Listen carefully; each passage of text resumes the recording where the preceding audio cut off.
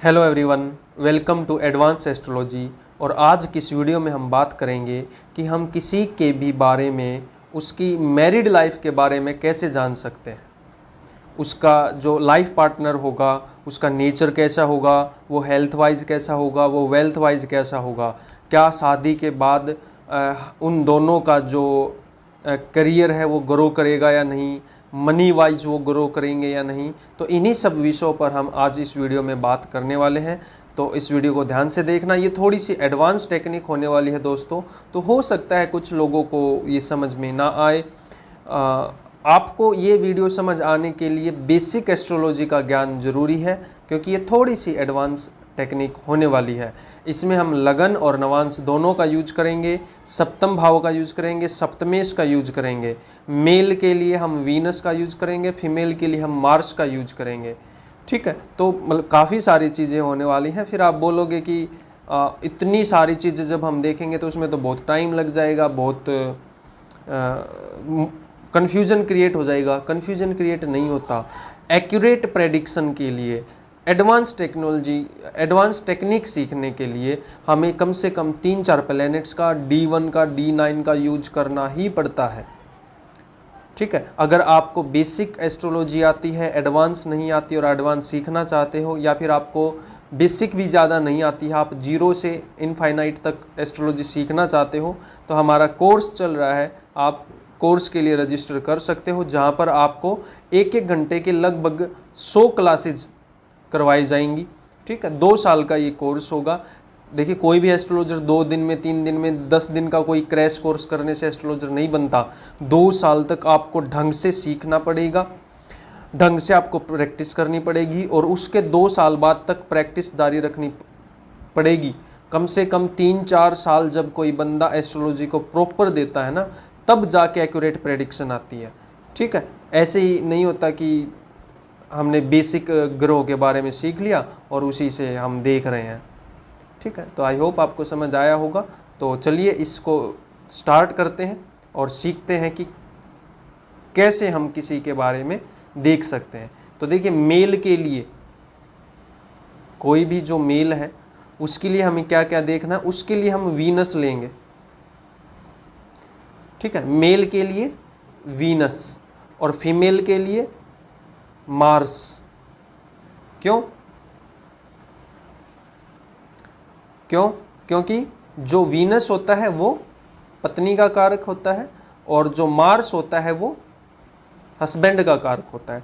तो इसलिए अगर हम मेल चार्ट देख रहे हैं और उसकी वाइफ के बारे में जानना चाहते हैं तो वीनस लेना है, और अगर हम फीमेल चार्ट देख रहे हैं और उसके हस्बैंड के बारे में देखना है तो मार्स लेना है।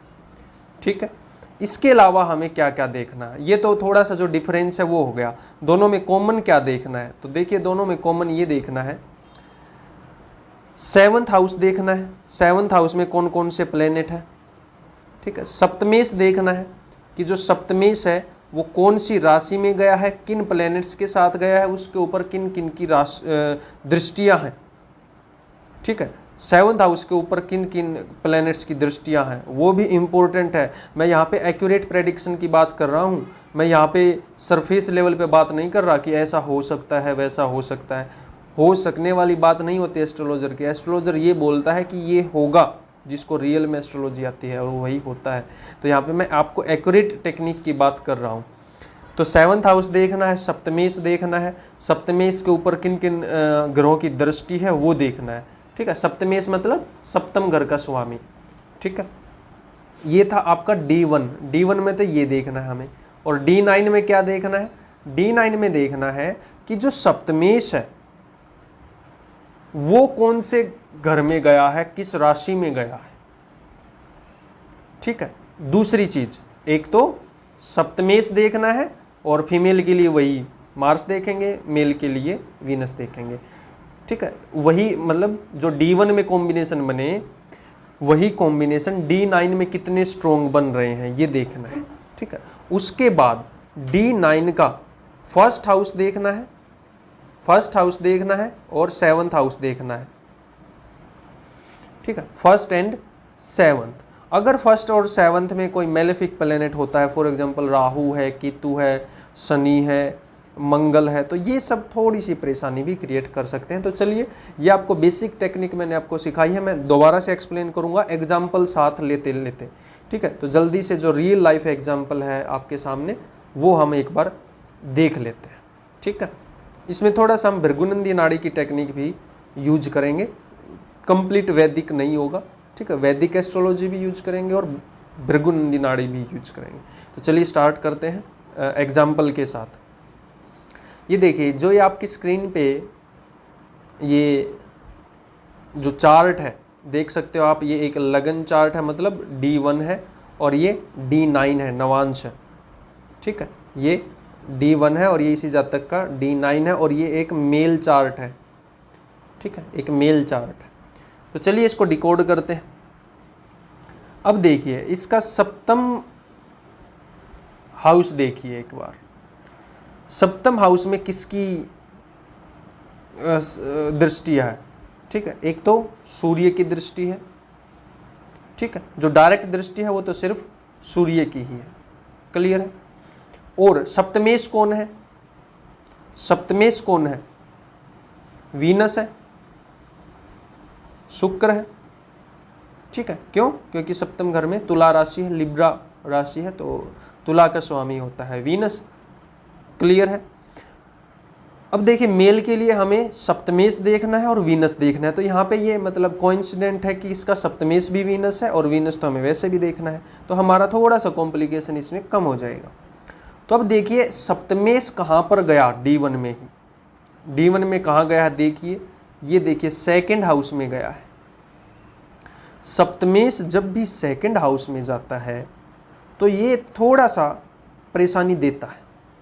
रीज़न, क्योंकि देखिए सप्तम घर से अष्टम पड़ता है। ये जो सेकंड हाउस है ना, जो सेकंड हाउस है,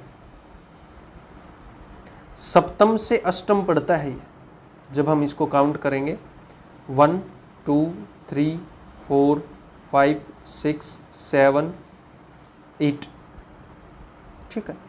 तो जो सप्तमेश है खुद से अष्टम भाव में चला गया, ये हेल्थ वाइज परेशानी दे सकता है वाइफ को।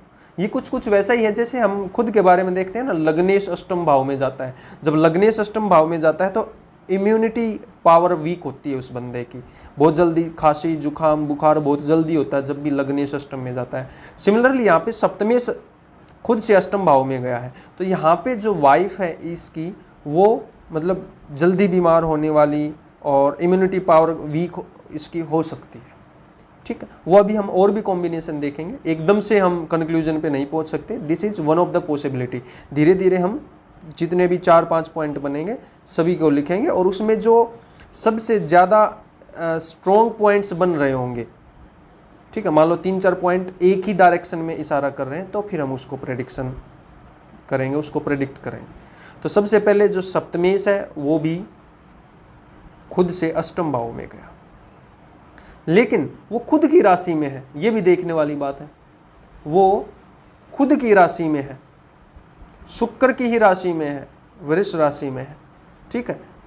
इसका मतलब जब शुक्र खुद की राशि में होता है, इसका मतलब वाइफ सुंदर होगी, सुशील होगी, ठीक है, काइंड ऑफ जिसको हम आज्ञाकारी बोलते हैं, मतलब पति का साथ देने वाली होगी हर सिचुएशन में, ठीक है। तो ये सेकंड चीज हो गई। थर्ड देखिए, अब दृष्टियां देखिए इसके ऊपर किस किस की है। ये जो शुक्र है ना, पीड़ित है बहुत ज्यादा।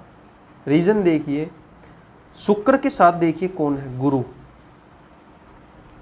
ठीक है। शुक्र गुरु को अपना दुश्मन मानता है। और इसमें मैंने बोला था कि जो भृगुनंदी नाड़ी की टेक्निक भी हम अप्लाई करेंगे। भृगुनंदी नाड़ी ये बोलती है कि जब भी कोई प्लेनेट अपने शत्रुओं से घिर जाए, उससे अगले घर में, उससे पिछले घर में और उसके खुद के घर में, यानी एक शत्रु उसका पिछले घर में बैठा हो, एक शत्रु उसके अगले घर में बैठा हो और एक शत्रु उसके साथ बैठा हो, तो वो बहुत ज़्यादा कमज़ोर हो जाता है, बहुत ज़्यादा कमज़ोर हो जाता है। यहाँ पे देखिए सिचुएशन क्या बन रही है। शुक्र के 3 ही एनिमी हैं, मंगल, गुरु और सूर्य। एक एनिमी उसके साथ बैठा है, एक एनिमी उससे अगले घर में है, मंगल मार्स, और एक एनिमी सूर्य उसके पीछे है, ठीक है। और सप्तमेश खुद से अष्टम घर में चला गया, बहुत ज़्यादा परेशानी वाली बात है। खुद की राशि में है लेकिन उसने क्या दिया लाइफ पार्टनर को, सुंदरता दी, ठीक है वेल्थ वाइज अच्छा है, वेल्थ के लिए अच्छा है कि खुद की राशि में है, लेकिन उस वेल्थ का यूज नहीं कर पाएंगे। क्यों? क्योंकि खुद से अष्टम भाव में है और शत्रुओं से पीड़ित है। बहुत ज़्यादा परेशानियों का सामना करना पड़ा इस कपल को। यानी ये मेल चार्ट है ना, इस मेल को शादी के बाद इसकी वाइफ जो है लगभग 4-5 साल तक बहुत ज़्यादा बीमार रही, बहुत ज़्यादा। ठीक है, D9 को भी देख लेते हैं, वापस जो प्रोमिस स्ट्रॉन्ग हो रहे हैं। D9 में देखिए सप्तम घर में राहु है। मैंने ये बोला था अगर सप्तम घर में कोई भी मेलेफिक प्लेनेट हो, कोई भी पापी ग्रह, क्रूर ग्रह हो तो समस्या बढ़ जाती है। राहु और सूर्य दोनों है, ठीक है, लगन में केतु है। और देखिए शुक्र कहाँ गया, मैंने भी बोला था कि सप्तमेश भी देखना है कहाँ जाता है और शुक्र देखना कहाँ जाता है। ये सप्तमेश और शुक्र तो इसमें एक ही है इस कुंडली के हिसाब से। तो शुक्र देखिए कहाँ पे गया, शुक्र देखिए मीन राशि में गया है। नीच शुक्र जो है मीन राशि में गया है और शुक्र की जो मीन राशि है उच्च की होती है, ठीक है। मतलब बात घूम फिर कर वहीं पे आ गई। वेल्थ वाइज अच्छा है, ये पैसे के लिए अच्छा है, ठीक है, सुंदरता के लिए, सुशील के लिए, गुणकारी के लिए ये चीज़ें अच्छी हैं। लेकिन उन सब चीज़ों का फ़ायदा क्या होगा जब हेल्थ ही ठीक नहीं रहेगी। पहला सुख निरोगी काया, तो यहाँ पे यही हुआ है इनके साथ। सब कुछ है, वेल्थ है, आपसी बॉन्डिंग है, दोनों सुंदर हैं, ठीक है, लेकिन बीमारी हद से ज़्यादा है, डिजीज़ हद से ज़्यादा है, परेशानी हद से ज़्यादा है। उनका यूज खुश होकर नहीं कर सके हैं आज तक। 12 साल शादी को हो चुके हैं, परेशानियां लगातार चल रही हैं, ठीक, आपसी बॉन्डिंग अच्छी है लेकिन हेल्थ वाइज हद से ज़्यादा परेशानी। तो उम्मीद करता हूँ आपको थोड़ा सा ये समझ आया होगा, ठीक है। इसके बाद चलते हैं, ये तो एक मेल चार्ट था, ठीक है, एक फीमेल चार्ट और देख लेते हैं, ठीक है। ये मेल चार्ट था, हम उस जातक की वाइफ के बारे में यहाँ पे बात कर रहे थे। एक फीमेल चार्ट और ले लेते हैं, ये फीमेल चार्ट है, ठीक है, देख सकते हो ये लगन चार्ट है, ये नवांश है, ठीक है। अब देखिए सप्तमेश कौन है, मंगल, सप्तम घर पे किसी की दृष्टि नहीं है, ठीक है। सप्तमेश कौन है, मंगल, और वैसे भी फीमेल के लिए मंगल ही, सप्तमेश देखना है और मंगल देखना है, ठीक है। और सप्तम घर देखना है, सप्तम घर खाली है और सप्तमेश खुद मंगल है, तो एक मंगल पे ही, इसीलिए थोड़ा सा ये ईजी हो जाएगा प्रेडिक्ट करना। मैंने इसीलिए थोड़े से सिंपल एग्जाम्पल लिए हैं ताकि आप लोगों को परेशानी ना हो, ठीक है। तो देखिए सप्तमेश मंगल कहाँ पे गया, दसम भाव में गया, ठीक है, दसम भाव में गया। दसम मतलब खुद से दसम बोल रहा हूं मैं यहाँ पे, वैसे तो लगन से गिनेंगे तो चतुर्थ है, समझ रहे हो ना। खुद से सप्तम भाव से जब हम गिनेंगे ना, सप्तम यहाँ से 1 2 3 4 5 6 7 8 9 10, खुद से दसम भाव में गया, करियर के लिए बहुत अच्छा है। और देखिए मंगल किसकी राशि में है, सूर्य की राशि में। सूर्य की राशि मंगल बहुत ज़्यादा अच्छा होता है।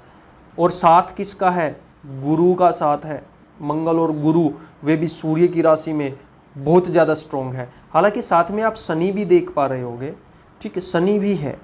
ये क्या दिखाता है, यहाँ पे थोड़ा सा ग्रो तो करेंगे, इसका जो हस्बैंड है ग्रो करेगा शादी के बाद, लेकिन धीरे धीरे हार्डवर्क से, लेकिन कोई बड़ी समस्या नहीं आएगी। जो भी परेशानी आएगी इसका हस्बैंड अपने आप झेल जाएगा।